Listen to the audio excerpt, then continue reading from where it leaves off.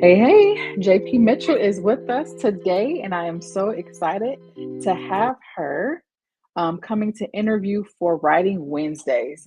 We were conversing before this, and I'm ready to jump in because it's already been great. So we figure we better, press record because all these nuggets and jewels that you have our audience definitely needs. So I want to thank you, JP, for coming on. Thank you for being willing to interview with us. Thank you for just what you do. As I was telling you before, I really appreciate your book and just everything, the whole message around it, and how it's not just centered for young girls, but it's for the universal person. So welcome. Thank you. Thank you so much, Mariesa, for just having me and for seeing value in the work. And thank you for the work that you do. We need to have a separate conversation about my Absolutely. admiration for what you're doing with your work. Oh, well, thank you. Thank you so much. So we're gonna just jump right in because this is meaty. It's weighty, so we want to get into it. But before we get into the meat of it, tell us just introductorily about who JP Mitchell is. Who are you? Tell us a little bit about yourself. So, this is going to sound funny to some people and it will make sense to others. I am um, a newly minted Gallup certified strengths coach as of December 2024. And what that is basically someone who has a language and tools for identifying what your top superpowers are. So, in the language of Clifton Strengths, I would say I am responsibility, individualization, connectedness, and strategic and relator. Those are my top five in Clifton strengths. But in the real world and in the regular language of life, I am a person who has always loved words. I've always loved creating. I didn't always know what I wanted to do with those things, but I always used them to kind of respond to the world. And so I'm a child of God. I am a wife. I am a mother of two. I'm a daughter, a friend, and all of those things. A thinker, and I am some things now unapologetically that I used to kind of downplay before because I didn't understand how necessary they were in the world, and I didn't understand how playing them down was not serving anyone. And so that's really what the Sweet Fire message is all about too. So that's a kind of a short version of me. I write poetry and songs, and I hope to do more children's books and more books for Mhm. adults as well. So Yeah, I was gonna say that's a perfect springboard to your inspiration behind like writing Sweet Fire and the title, like where it came from and stuff like that. So you've kind of touched on it. Can you explain further where Sweet Fire came from and those good things? yes, so my daughter who just turned 11 is this really laid back, chill kind of person, funny, smart, all these things. She's like her dad in a lot of ways and like me in a lot of ways in our family lines. When she was a baby, she was a really sweet baby. You know, those babies who don't make a fuss. They're the babies you almost don't know are there. They're just so relaxed. But when she got upset, like if she was really hungry or whatever was on her mind, her little mind, she would start kicking her legs and arms and just have this totally different kind of um, space that she was taking up. It was so different from her regular, demeanor that I would call her sweet fire because it was like my way of saying that you're this really sweet baby, but you got this fire in you. Like I see you, and it really became kind of my way of acknowledging that yes, you are this really sweet baby, and this is how we know you. Excuse me, but I do see this other side of you. So I would call her Sweet Fire, like, hold on now, Sweet Fire. And it was just kind of like a funny name. And then as time, went on, I started to observe her. And I remember she would be as a toddler, like 2 years old, something like that. And if a child would try to take a toy from her, I noticed that she knew how to say no as a child. Like maybe she didn't always express it even in words, but it was just like her no was her no. She did not allow herself to be taken advantage of. She did not allow kids to just do whatever, but it was kind. It wasn't like she took the toy and like, bopped him on top of the head or anything. It was just like no. And I thought, oh, now this is interesting, like that a child knows how to do this, because this is Yeah. a skill that especially girls and women are learning sometimes into our 30s, 40s, 50s, even like how to express our true no, and how to really share what is, a non-negotiable for us without feeling like we're going to suffer relational damage or people are going to reject us or all these things. So I was noticing that this young child knew how to do this, and it stood out to me. And so then I started over time to think, you know what? Maybe this is a thing. Maybe this is a message for all the other sweet fires out there who need to know that they are seen in all the parts Mhm. they are, and they don't have to choose one or the other. And God began to kind of lay this on me as a burden, as a message, and it started to kind of chase me like I couldn't get away from it. I had to pursue it, to develop it, to write it, and then figure out the parts of turning it into a book and then into a song Mhm. soundtrack, and it became a thing that way. So that was the story. Yeah, that's amazing, that she would even, because most 2-year-olds, when they say no, it's not very gentle. It's not Mhm. very kind, it's not very sweet. So that she, still had that compassion at 2 years old, like, "No, it's not okay, but I'm gonna be kind about it." Like, Yeah, that's amazing. I was And I kind of love I blown away. love how yeah, I love how it evolved into the book, and then even how God used your daughter to bring this idea, this God ordained idea for the song, which is really catchy, and I loved it, by the way. Thank you. How, that evolved into what you're doing now, into authorship, and essentially you're doing ministry, right? You're Yeah, speaking to the identity of people. So I love that. I love that a lot. thank you. But we're gonna jump, you're welcome. We're gonna jump right in the book. So I know you've touched on it a little bit because I know some of these are overlapping, but can you speak more to like what you want your young readers, whether, girls, of course, but whomever reads your book, what do you hope that it does in their lives during and after reading? Well, I think that as an educator, also, who has been a literacy educator for a long time, it's important for us as educators that students dive into a book and have kind of like a dialogue with the book. So they're always hopefully interrogating in some way, like, oh, I wonder what the author meant by that. Or, oh, you know what, author, I can relate to that because, and they're having these like text to text, text to self, text to world moments, as they, call it in education, where they're always making connections. That's one thing that I hope happens, so that as they're going through, they experience it like kind of like a song, because that's how I heard it in my head as I was writing it. So it's kind of, like a long poem or song. They experience the rhythmic kind of flow of it as an enjoyable layer. But then another layer is just as a learner and as a reader, that they're engaging and they're thinking like, oh, that makes me think about XYZ. But then there's a social layer, because I hope, and this has been a part of the evolution, I didn't initially think about this, but the way I've come to describe it is that I want this book to spark great conversations across generations. So I want adults and young people, or teenagers and, elders, or whoever, I want people to have conversations together about the meanings, the deeper meanings in the text and the illustrations, and what we're really trying to say, in the message, and to pull those things out. So, for example, I think when we were talking before we started, that spread where the little girl's walking with the wagon and, it says, Diva's not who you are, girl. That's a really critical part of the story, in that it's the first place in the book where you start to see conflict or tension. You start to see something that's coming against her just being her wonderful little, fiery self.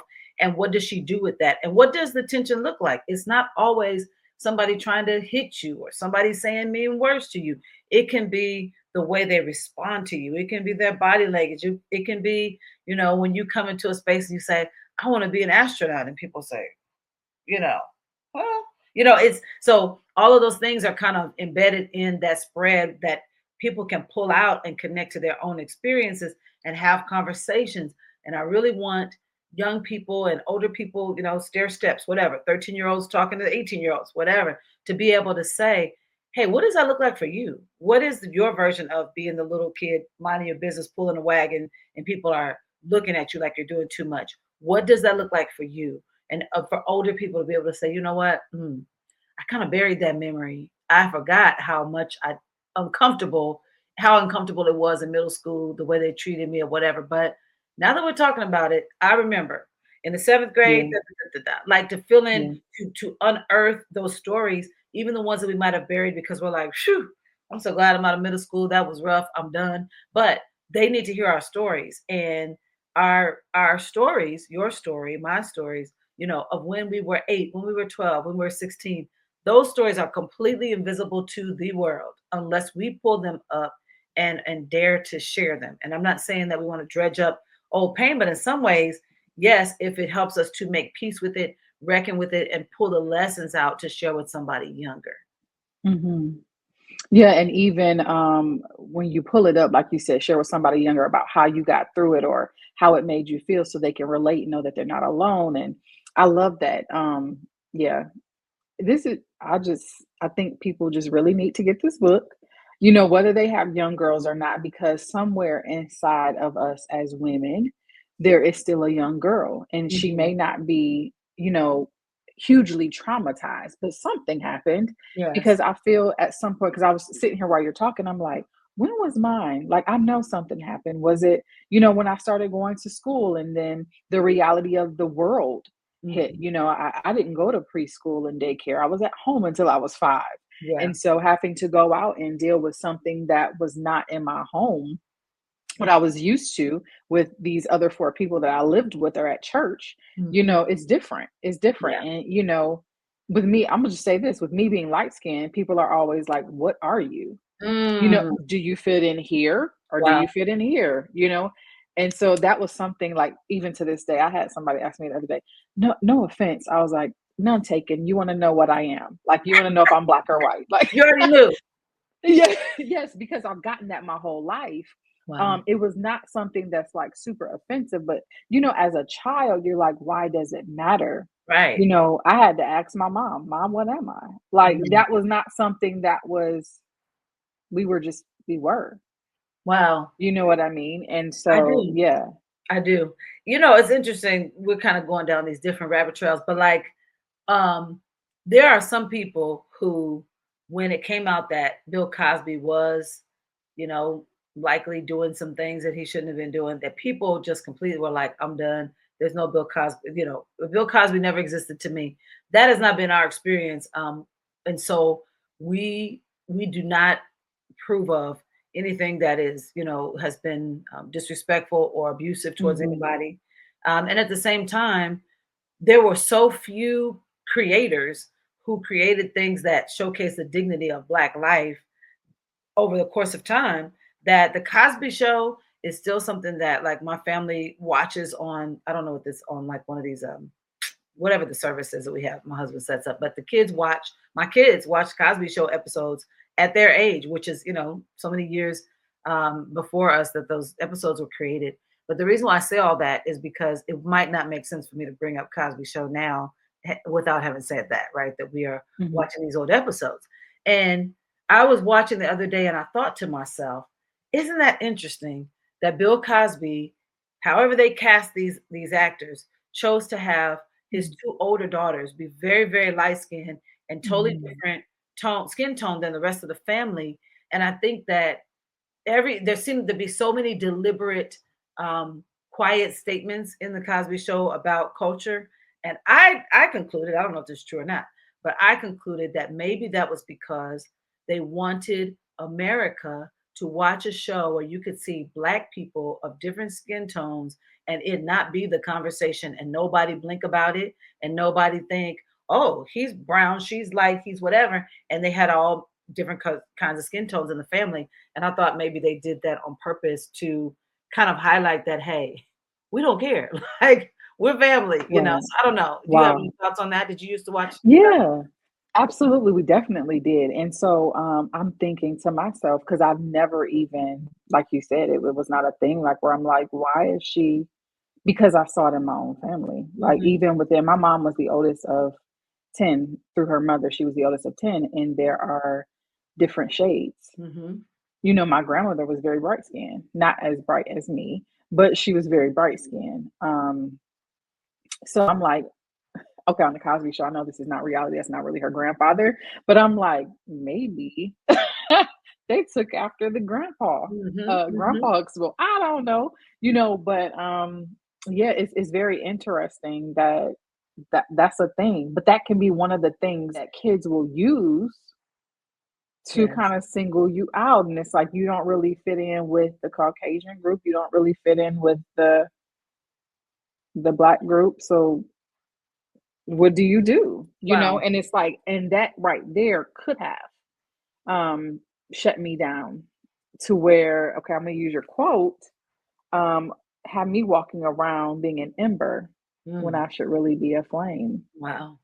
Because of maybe it's an insecurity, but it was not an insecurity until I was in an environment where this is now a thing. Because it Wow. wasn't a thing at home. I So did just it become was. a oh, sorry, I didn't mean to cut you off. No, you're good. I was gonna say, did it become a thing once you hit school in kindergarten, or was it later, or how did that work? I can't really say in kindergarten so much. In kindergarten, I think I was just trying to figure out, what I'm gonna be at home. Like I never liked school. Like Yeah. ever, like it wasn't like I would always rather be at home. I don't care Mm, at what level. I think that was my place of refuge and security. mhm. And then you go out and it's like, okay. But I don't know at what point. I just know I got it a lot. That was one of the things, right? There's Yeah. always something that happens, and that flame tends to die down when those Wow. things happen if we don't have people like you and Sweet Fire, your book, and the adults in our lives, Mm, really calling that flame out. Like, no, you're not going to be stifled by X, Y, and Z. Now, my parents were great. I'm not saying that. Some of the stuff I didn't even share with them, so they don't mm, know. But I tended to be very quiet mhm. after a certain point in school. There was another reason for that. But after a while, yeah. So, yeah. I mean, we could go all different ways with this, but yeah. Well, I think that's interesting what you're saying, and it's interesting because I was just Holy Spirit, and I was just talking today in the car, Hmm. and I was, just kind of hearing, some things based on what I'm observing about this generation and my own kids and, the needs in our schools and so forth. And I was thinking we might need something like, in my mind, I was calling it social emotional milestones, but I don't Hmm. know, how else to think about it.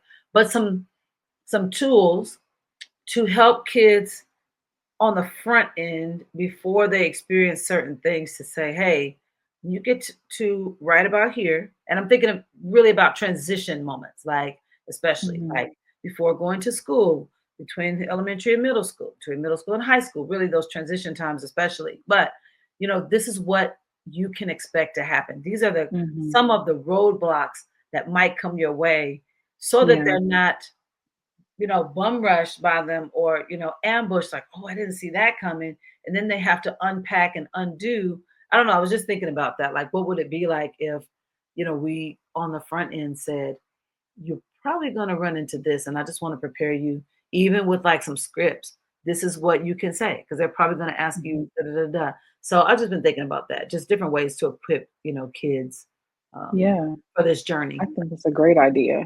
I mean, really, as parents, I know that's probably something that you, of course, talk to your children about, at every stage. And that's something that, I've also had those conversations with my children. Like, if this happens or the reason that happened, just to not bash anyone else's children, but you may be approached, and this is truth, right? I Mhm. give them Bible. And I don't know. I do believe that talking to our children, and this is one of the examples, right? That me talking Mhm. to her ahead of time about different things like Yeah. lies from the enemy. This is probably what, some people are doing, and you need to Yeah. know what the truth is. So, this is how, as your mother, I'm preparing you, Yeah. not just for school, but your adult life. You're going to come up against lies all the time because Satan is sly and cunning.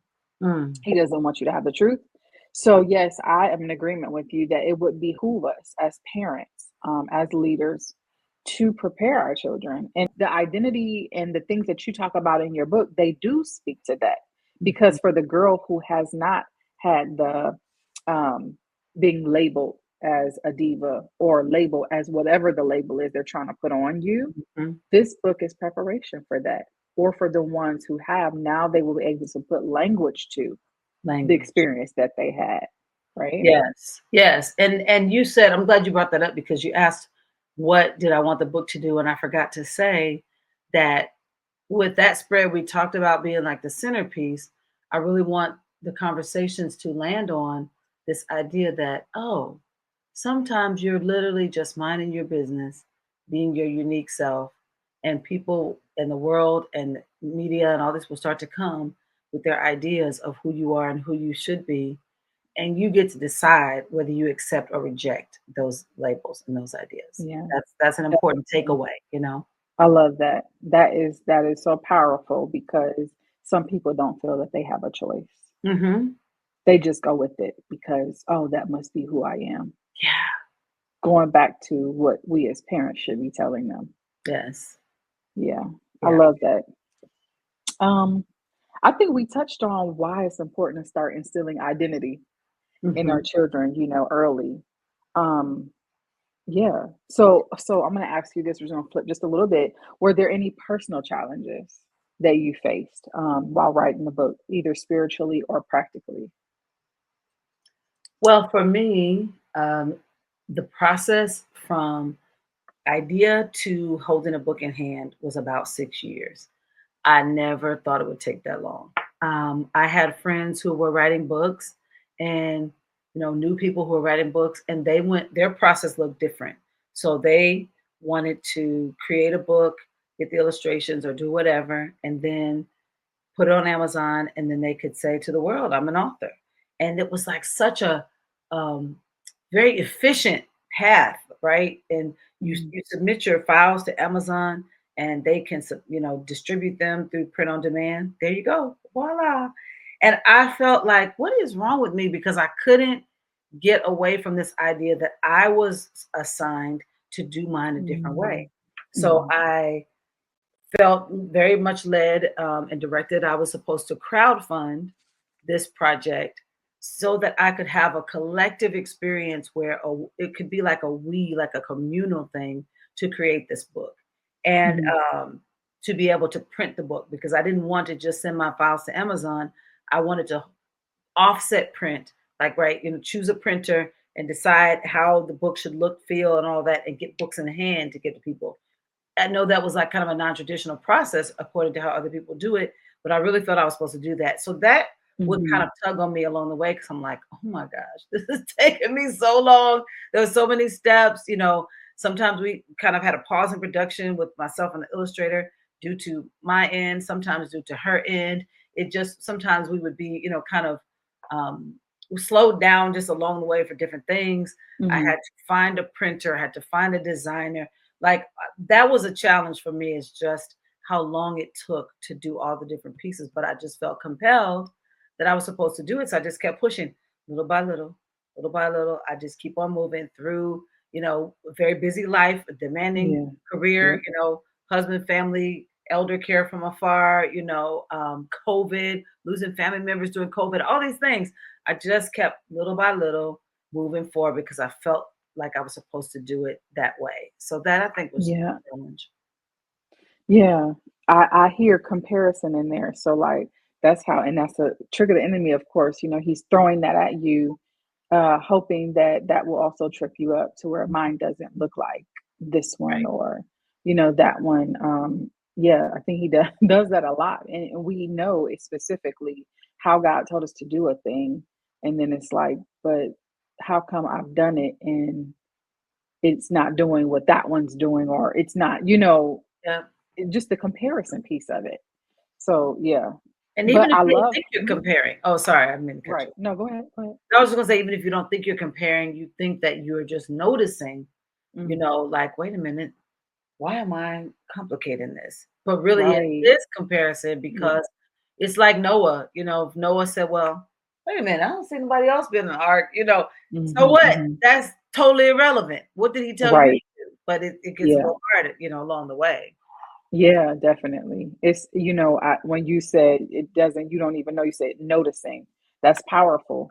because it's like if I'm looking at what I'm supposed to be looking at, and only that, I'm not gonna notice. Maybe you're Mhm. gonna notice a little bit, maybe you can hear it, but like you're not gonna notice as much if you keep your eyes, on the thing that the Lord told you to do. The minute that you turn this way, Wow. you're no longer looking at Wow. that thing that He put in front of you, right?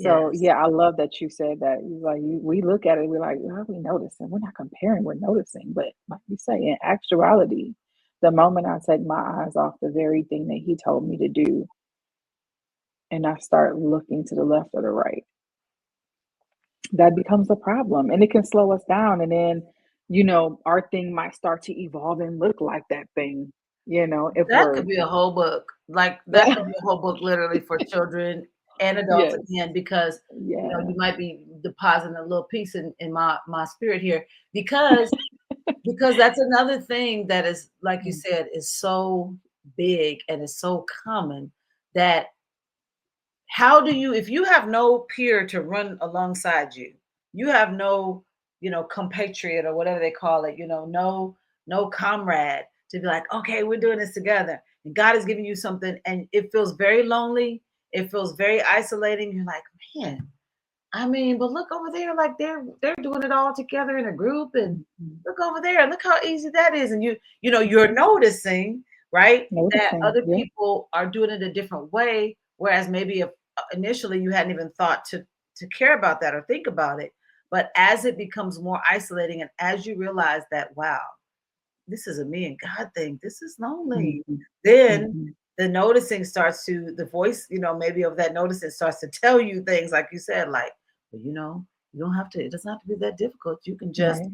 and so I think that's something that would be helpful for our young people to know too. Yes. What does it look like to be an innovator or a trailblazer or just someone fulfilling God's assignment, even if you don't have a rah rah, cheering team behind you, you don't have a coworker or a friend or somebody who's doing it with you. Yeah. What does that look like? I think that's Mhm. a really powerful call out, that you just made. Definitely. Yeah. Definitely. 'Cause yeah, it is isolating, and you feel like I mean, that gives room for, like, second guessing and yeah, yep, And that's a enemy with whole love. different thing. It Yeah. is. Yeah. I'm sorry. I keep cutting you off. I'm sorry. You're good. You're good. It's great No, conversation. I think we're both just getting excited. And I'm just like, Yeah. I'm jumping in. I truly apologize. I'm not an You're interrupter. good. I hate interrupting. No apologies Um, needed.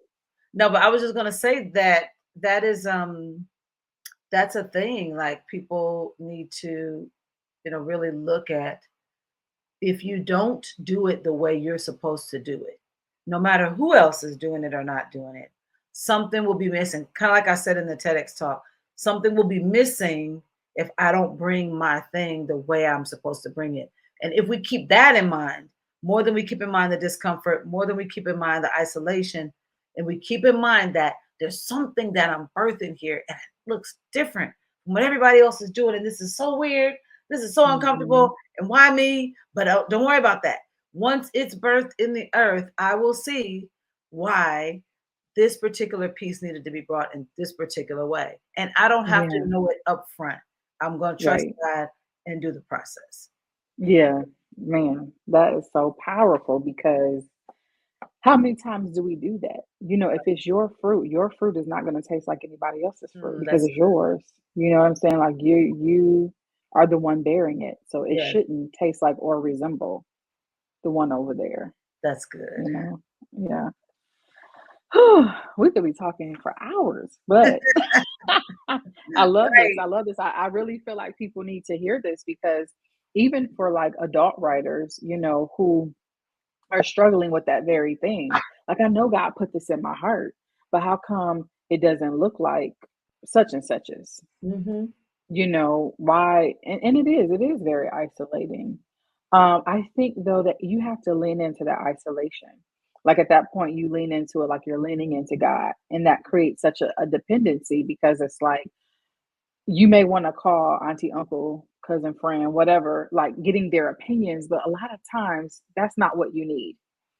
You just need to hear from him and You do. then, allow him to show you, how to navigate the thing and just bring him into it because if he gave you the idea, you got to bring him into it to bring it to fruition, right? Like you Yes. can't just, Be like, okay, well, he gave it to me. I'm gonna run with it.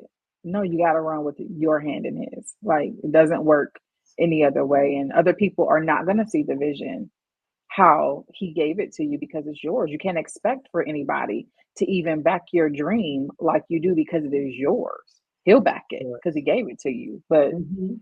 nobody and no one else will have that that sweet fire. They Mhm. about their their own thing Yep. but you. So Yep. if I feel like if you're looking at other people, then at that point you're an ember. You are. You are. People are just everybody's trying to figure it out their own way, and people are looking at predetermined templates like, "Oh, this is how you do that." Yep, I've seen it before. I'll do that. Well, that's not how newness or innovation or change or upgrade happens in the world by looking at previous templates and saying, "Yeah, I'll do that." It's not how Hmm. it works. And Right. I'll just say to what you're saying, I'm really loving this conversation. I will just say Me too. back to what I said in the beginning, and I didn't even mean or intend to say anything about Clifton Strengths in the beginning, but God has been using Clifton Strengths in my life, and I'm excited about where He's taken me as a Clifton Strengths coach in different for different reasons in people's Hmm. lives. For example, working with educators who never get professional and personal development to really dig into who Hmm. they are. We are Hmm. trained to be outward facing and pay attention to our students and all that. We don't even know ourselves sometimes in Mm. Clifton Strengths. Kid lit creators, people who are writing for children. I realized that I'm supposed to do a class about Clifton Strengths where we're using our strengths finder like profile to understand ourselves better, understand the characters we're writing, and understand our Mhm. readers. I'm like, whoa, but Clifton Strengths, I'm coming back to what you said, that if you're in that journey with God and He is trying to birth something new or different or um, just unknown to you, right? He's trying to birth something through you. Having your Clifton Strengths top 5 profile, and maybe we'll have to talk about that a separate time, what that really is. But having that information, having language for why you operate the way you operate will help you to see, oh, this is why I, as a unique individual, have to do this a certain way because of my Mhm. wiring. For Mhm. example, Mhm. for me, one of my top 5 is connectedness. And I didn't have language for it until I took the assessment after having taken it several years ago, over a decade ago. But my profile has changed. Connectedness is the people who see the big picture and everything. They see like everything as basically being connected, and Mhm. they want to belong to something bigger than themselves.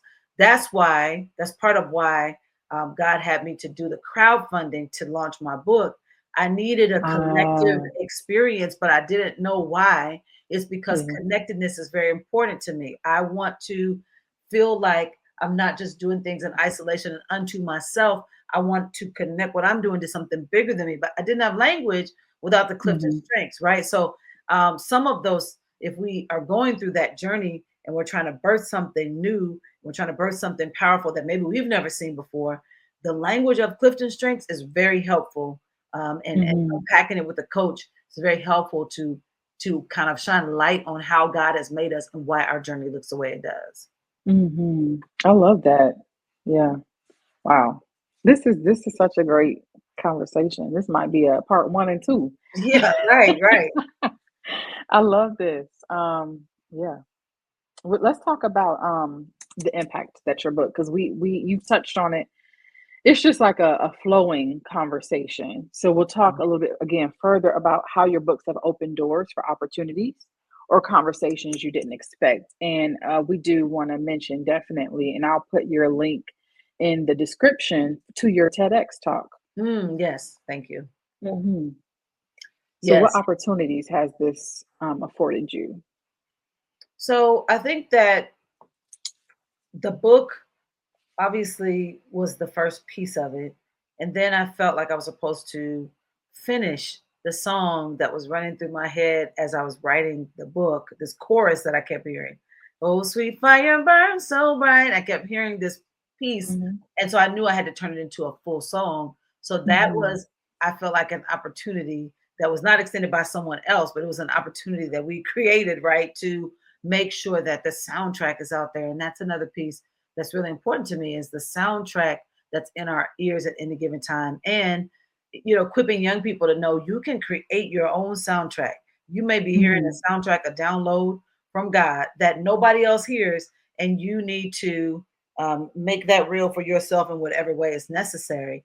But Mhm. anyway, I think that the TEDx talk was one thing. When that opportunity came up, I did not expect it because I don't Mhm. think you and I have talked about it, but I had done a previous TEDx talk in Mhm. 2022, and Okay. I didn't have plans to do another one, not anytime soon. But I was talking to someone from Ashland University, and I was in a program Mhm. at Ashland, and she said, "Oh, we're doing our first TEDx event," and I thought, "Oh, that's interesting."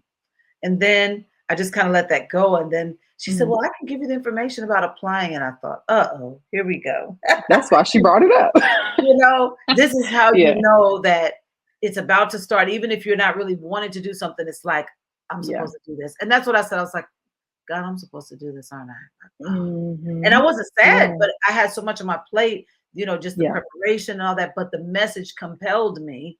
And I thought, Mhm. surely there, according to their theme was like igniting the spark. I think that's how they described it. I can't remember exactly what the theme was described as, but I saw a connection, and I saw Mhm. the necessity and the Mhm. opportunity to share the Mhm. message there. So I went on that process to prepare to do that. And then, I've had an opportunity to share with a group of preschool teachers, and I also talked about my process. And we Mhm. shared the book and sang a little bit of the song and signed books. The director of that center, I talked to her recently. She's like, those teachers still talk about that. That was so impactful for them. I'm like, wow, that was my one of my first times, just talking to people about the book. But things like that have been a blessing to me. Going to libraries, going to Mhm. book festivals. Um, I got a chance to share. I was invited to share at Ohio State University. There's a course, Okay. a graduate course called Complex Text. And so I Mhm. got a chance to have my book featured as one of the complex texts. And the author, I mean, the professor is an expert in like theatrical education and so forth. Mhm. So you act out the book, you kind of get inside the book, you do, experiential things with, props and all these things. And we did that with my book with these teachers, Yeah. graduate students. That was very cool. I'm going to be sharing at the International Institute of Restorative Practices conference in the fall about Mhm. the book. Um, Wow. I've had, well, really, it's not just about my book, but my topic is going to be about restorative self talk in children's Mm. books. And Mhm. so just things like that, they're just connections to be made. I got to present at the National Council of Teachers of English in 2023 and the Ohio Council of Teachers of English, about the message and just all kinds of places in Yeah. Westerville. In the Mhm. March, I participated as the keynote speaker for their African American read-in, and we did a whole Wow. session that was interactive with the participants about the book and the message. And so those kinds of Mhm. things are really a joy, you know what I mean? And just Mhm. an honor to be able to do those things. So I think those would be some of the things that I would say as an answer to that question. Yeah. So that, yeah, those opportunities opened up out of your obedience to get this book done, and you Yeah. stuck with it. You persevered, and it's opening more and more doors, I can imagine. But I did want to talk about the TEDx talk title. When you said Mhm. igniting the spark, was it like a no-brainer? Like, oh, It spark was, fire. yeah, it was like a knowing, like, okay, Mhm. Mhm. I have to. Okay, so I'll be transparent. So I wrote a piece for Hallmark Mahogany about my TEDx experience, but I didn't name the TEDx experience. I can send you Mhm. a link. I just talked about the red Okay. circle on the floor and wanted to do the Yeah. talk. And this is TEDx, which is local, which is different from a big TED talk, right? But Mhm. Mhm. initially, I wanted to do a TEDx talk because it was just like a bucket list item, like it was just a cool thing to do. And Okay. I applied to about three, maybe four, maybe three different TEDx events, but I really Mhm. wasn't passionate about anything. I was just coming up with ideas like, oh, I could talk about this. And my thought to people, just if there's anybody who ends up listening who's taking this in, if you like the idea of a TED talk or TEDx talk or something like that, I just would ask you to consider this. I was applying initially because I wanted the idea of being on that TED stage. I thought it was cool. But Mhm. once I got rejected 3, maybe 4 times, I said, "Well, Mhm. maybe TED is not for me," right? And I moved on. Mhm. And then this local event, they put something out in their email and said, we're accepting applications. And their theme was failure is feedback. And I thought, Mm. ooh, oh my goodness. I have something Wow. to say about that. Like I Mhm, got lit mhm. up in a different way. It was, I have something to contribute here. I must contribute. That's what pulled and propelled me towards the TEDx, the first talk.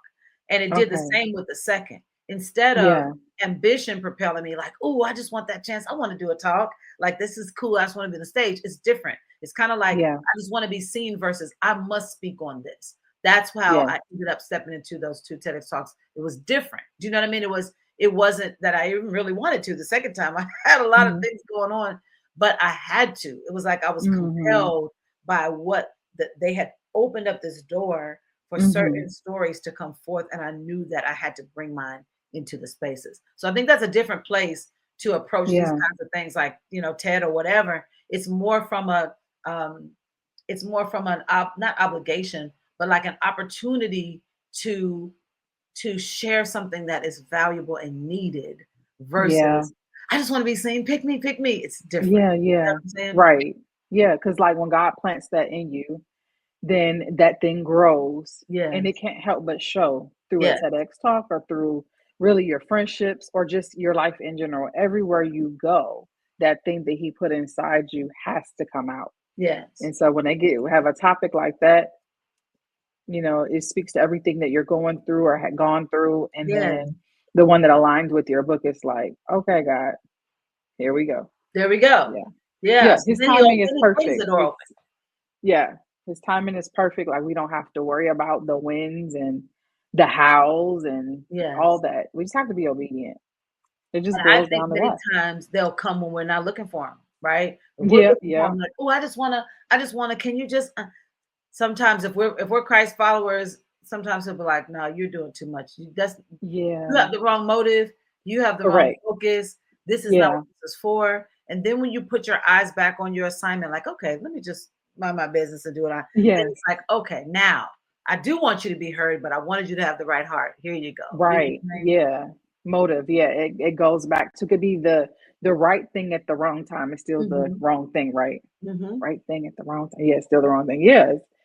Definitely, definitely. That's so good, and thanks for that advice. To anyone who may be considering really doing anything, just having your motive pure, having it right. Yes. Is your motive to glorify God through what you're doing, or is it just for you to just be talking? Like, what are you talking about? You know, Yeah.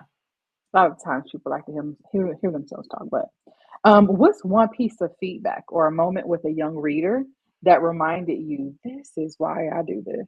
Mm. Yeah, I think that um well, maybe I'll give the most recent one that I can think of. I was going to give a different one. I work in a school, and a student who I didn't even know was familiar with my book, the teacher came to me and said, we had author presentations, and such chose you as her favorite author. It's like she did. And she did a PowerPoint presentation or a slide deck about me and about Sweet Fire. And she checked it out from the library, and or I think Mhm. she bought it. I can't remember. But Mhm.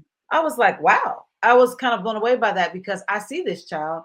I'm not directly in the classroom right now, but I'm supporting teachers. And so I'm in and out of, spaces and where the students are.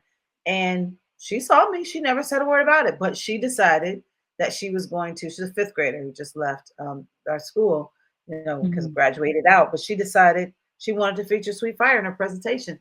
And I thought, wow, I think that when young people take on your work and decide that it means something to them Mhm. without you doing commercials for it or saying, hey, y'all, I want you to know, like, Right. I That's hadn't it. mentioned my book inside of the school space, except I started only at strategic times when I would see a girl and I see this spark in Mhm. her, and I'm like, ooh, Sweet Fire. I need to give her a copy, or I need to show her this, but it would be very few and far between. I didn't do that broadly because I wanted to keep a separation between work and what I was doing creatively, so people didn't, Mhm. see me as like, doing advertisements for my work Yeah. in the job. I When just they're thought doing that's kind of marketing. goofy. Yeah, but Yeah. when people have two teachers this year at my building ask me to read the book to their class, that feels organic because it's a request from a teacher in my building. Right. Yeah. But yeah, but I think that those kinds of things when students, will say this resonated with me. I picked this. This is my favorite book. Those kinds of things. Yeah. That's a blessing to kind of see that the fruit of your labor, people are receiving it and it's impacting them and making a mark in their lives. It's wonderful. 'Cause Yes. sometimes we do things and we never see it, right? But I Hmm. love that you're getting this and quickly, from the students. Yes. Um, Thank you. so I'm like, I want to keep going, but I want to speak to, 'cause I'm gonna put your website up here. Just tell us like where the viewers can get in contact with you, like they can get your book. I know ohsweetfire.com. I put on there for them. How can they connect with you online and then maybe even like invite you to speak or read your book? Um, we'll put it in the description too, but you can just let us know. Okay. Yes, so the website is ohsweetfire.com. I'm going to be changing the website up a little bit because I'm a fan of narrative, and you go on the site, you see the story behind the book and all these things. But the internet has changed, according to a person that I've been studying about sharing about my brand and so forth. And I need to have a little bit more of a bullet point kind of explanation of the book and so forth for people who want a quick read. But that is the Hmm. website. I do sell the books from my website, the books that I Hmm. have printed that have a dust jacket and spot gloss UV on the cover, and these kind of eggplant colored end papers inside, and this quality paper. Like I picked all these things out and printed them. Mm. But those are the books that you can get from me. If you want the convenience of going directly to, a Barnes and Noble or an Amazon, you can do that too. But Hmm. that's the ones that are really like from me and that I will sign and so forth. Send out are on my website, and Hmm. my Instagram and Facebook is JP Mitchell Writes. So Okay. JP Mitchell WRITES, and I'm on in those two places, and I'm on Hmm. other ones as well, but I try to stick to those two primarily. Okay. Okay. So they could book you on there also. They can reach out to me, and I am working on my booking process, kind of getting that streamlined. But yes, they can reach out and we can Hmm. discuss their needs or their event and so forth. Okay. I love it. So for the people in our audience who are, they pray and they're prayer warriors, how can we be praying for you and as you continue in ministry and authorship? Yes, I think I would say please pray for me to be able to effectively juggle the things that I'm responsible for and working with, so that I can be a good steward of this message. Mm. People will ask, when is the next book coming out? And I know that's kind of Mm. the thing. Like people, Yeah. some people are super prolific. They just have book after book after book. But I am trying to settle into being a steward over this message and expanding it Hmm. in all the ways God is telling me to before I try to jump into all the other things. Now I am working on other manuscripts, but I don't Hmm. Hmm. want to just feel like, oh, I published this in May of 2023, so it's old now. It's not old to me. Like Right. this is a No, timeless it's not message old. that really needs some digging out. And because I work full time, right, I don't have the time to devote to this like I would like to. So Hmm. I just say, please pray that I will be able to get everything out of this that I need to release, including some kind of grade band focused journals to help young Hmm. people, sweet fire journals to help them dig out some of their own story. What is my fire, that kind of thing. And so Hmm. I have a framework that I'm kind of building out around this book, and just that I would be able to do that effectively Okay. and be able to do whatever the creative pieces that God would have me to do. Try to do them with excellence and make him proud. Yeah. Yeah. That's the goal. Mhm. I love it. Okay, so for our prayer warriors out there, there you go. If you don't have anything else to pray about, or you want to add this too, definitely, because Sweet Fire is a wonderful book. I was privileged to listen and watch as you read, and it's very beautiful. And the thing about it is, really sitting down and looking at the pictures. They're not just illustrations. each page tells a story. Mhm. And it's like the words are there, but it's deeper than even the words that are Mhm. there. Mhm. So I love that there's a story behind each page. I love that yeah, just it's very well put together. And again, the song is Thank very you. catchy. So is there somewhere they can go to listen to that, or is that something you should share with me? It is on the website. It's like Okay, a okay. $2 digital download that a person Okay. can get on the website, and it Love is it. it's an anthem. It's an empowerment anthem. You know the song, and Mhm. it's meant to really encourage the listener to know that there's something that I'm bringing every day Mm. that no one else can Mhm. bring. I'm letting my fire light up the world, so I hope that people will be Yeah. able to. And I will. The other thing I'm going to be working on this summer is to put it on DistroKid, which is the site that can kind of distribute it to Apple Music in different places, but also on ASCAP, so that it can be performed publicly, but I'll know Mhm. be able to receive the royalties from that, like to set it up that way, properly. Mhm. I'll put it out there for distribution. But right now, it's just on my website. Okay. So mothers with young daughters or teens, I mean, you get it and you can really be, listening to it as you're getting ready for school or, work or whatever. A lot of times we don't realize the power of repetition.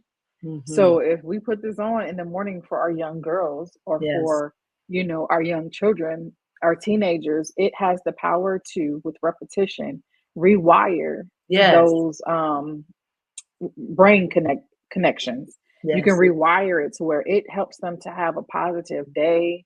Hmm. And a day turns into a week turns into a month, and then a school year, and really for life. We want to make sure that we are speaking positively in life over our children, and that's exactly what this book, exactly what this song, exactly what your mission does for our children, not just our children. Like you said, it's across the generations, it's for people in general. Yes. 'Cause I just do believe there are some adults who have allowed their fire to die down Yes. because of what's going on in society around them, or because along the way someone told them a falsity of who they are. So I I love appreciate that. your book. I love that. Thank you for saying that. And can I just add one more piece to what you just said? Absolutely. Yeah. Um, when you said that, I was picturing a young person in a moment of decision, in a room where there's something that they're supposed to say or some courageous move that they're supposed to make, but they're hesitant. They don't want to stand out. They don't want to be, ridiculed.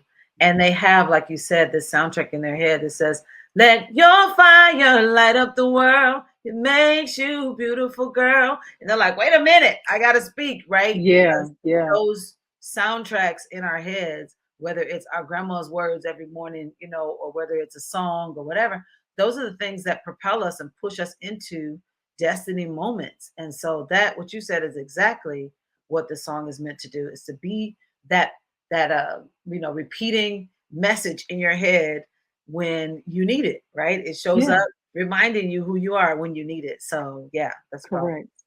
Yeah, that can change like a person's self-talk. Mm-hmm. Like, you know what I mean? Self-talk is I huge. mean, think about like when we were young kids and we would watch Reading Rainbow. I know I'm dating myself, but we would watch Reading Rainbow. I can do anything. I can be anywhere or whatever it is. Take a look. It's in a book. Like, you still know that. You Yes. know what I'm saying? Like, it's catchy and it's Yes. like, oh, I can. I can go anywhere. I can do anything. It's like Anything. it's catchy. And so this, I believe your song does the same thing. Like Yes. it's catchy. And if people get that message, in them, it's like, no, Mhm. no, wait a second. Yeah, I have that. And I'm Yeah. not going to shrink down to fit in any like mold that I go Yes. in any of these rooms or That's with right. any of these people or any of these relationships. Like, let's just take it Yes. there. So, Yes. yeah. That's I good. love it. Okay, so I am going to put everything in the description for people to, be able to purchase Sweet Fire. It's a beautiful book, very beautiful. Thank you. And I do believe that most will be blessed by reading it and by applying it, Yeah. and not just, it being a storybook. It's a storybook, not story like fairy tale or whatever, but it's a message. It's a story Yes, with a profound message that can affect your life for the better, I do believe. So yes. I want to thank you so much for coming on. Thank you for your time. Thank you for, you know, all the things, just being you, and then also allowing your fire to be seen and not hiding, who you are based off of what society says or, pressure around you. Because the world does need it. Do you mind if I like read this quote out of your book real quick? I don't mind at all. Before you read it, can I just say Okay, thank you to you? absolutely. I Mhm. like to say thank you for the work of, living your best dash and just that concept. And, we've talked about uh, trademarks and all those things. We'll talk more about that. But I just think it's Yeah, an yeah. amazing, movement that you're doing. This idea that we have agency over what that dash looks like, not just, Hmm. well, I'm just going to pass the time and see what happens to me and let the years pass. And no, it's not passive. We get to have control, not control. We get to have influence over Hmm. how we Hmm. respond to the opportunity to live out this Yeah, dash. And I just correct. appreciate you doing that work. So we'll have to talk more about that too. But thank you for that. Absolutely. We're gonna have many more conversations, I already know. But Yeah. yes, thank you for that. So in closing, do you want to pray for the audience? Would you mind that? Yes.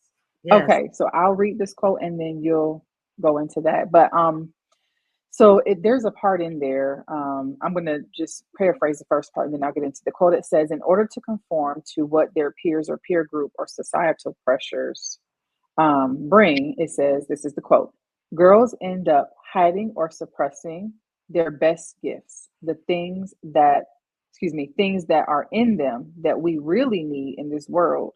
They're walking around as embers when really they should be flames. And then the other one that I want to say is, when she brings her fire, we all win.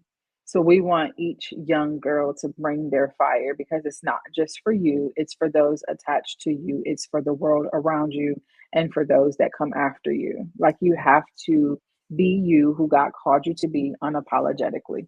Yes. So, Yes. I love that. So, just following that, let's go ahead and pray.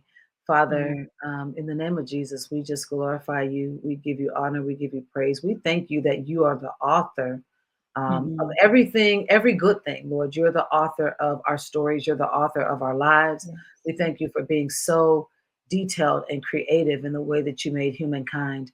We thank you that we get to mhm, step into this human story and we get to have a time, a moment of a lifetime to be able to play out a part of your larger story.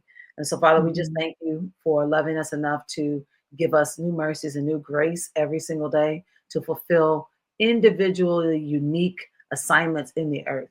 Father, I think mhm, about a division of labor, how you taught people early on in the history of mankind. You taught them to divide up their the labor, that somebody would be the money handlers and somebody's the farmers and mhm, somebody's the people who deal with educating the children, or whatever the ways that society, early society was set up. It was always a mhm, division of labor, and we've continued to tease out what that looks like. Everybody has a role, everybody has an assignment, and I pray, Lord, that you would mhm. awaken and fire up and light up Yes, the yes. idea in each and every person who is hearing this prayer and who reads this book and who is attached to Marisa's ministry. Lord God, I pray that every single person would have the opportunity to hear your voice, to Yes. instruct them and to say, this is why your journey looks different. This is why you are who you are. And not even just the why, but just even the understanding that you are different. I've put my stamp Mhm, on you. I've put my hand upon mhm, you. I've mhm. anointed you to do X, Y, Z. The why may or may not unfold as time goes on, but the obedience to that initial Yes, stamp, that initial call, Lord God, I pray that that would be quick, swift obedience. I pray that yes, we Lord. would have the ear as Samuel developed as a young child to be able to hear your voice, Lord God. And he heard other voices and thought, oh, yeah, that's, I'm coming to you. I heard you. And he had to tease out, what does it look like to hear the voice of a person versus the voice of God? I pray that you would help us to develop that day by day. I pray that you help our young people develop it younger than we did. Let them not get to 40 and 50 years old and say, oh, now I understand what I'm here for. No, let it be young. Let them hear your voice early. You said even a child is known by his actions. And so we ask, oh God, that you would just develop that young discernment, that young swift obedience, that young trust, that young faith in you, and that it would be developed and just continue to be cultivated throughout their years. And so we praise you, we thank you, and we pray that everyone would understand that you are the original fire and that you've given us a portion that we carry in the earth. In Jesus' name, amen.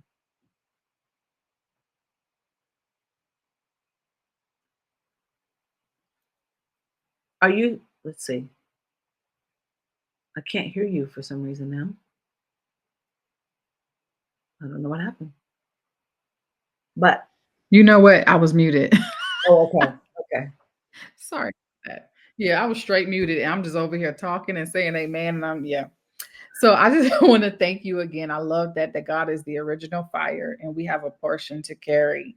What a privilege and what a responsibility. So, Yeah. yep.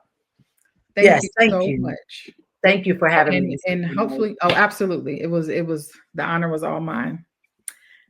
We hope to have all the viewers go and get that book. We put it, all the information again is in the description. Thank you guys for joining us. It's been a great conversation. I pray it's really blessed you as you watch, rewind it, share with somebody. I know that there are young girls and just people in general in your life that need to hear this message coming from Miss JP. So thank you again for watching, and we will see you next time.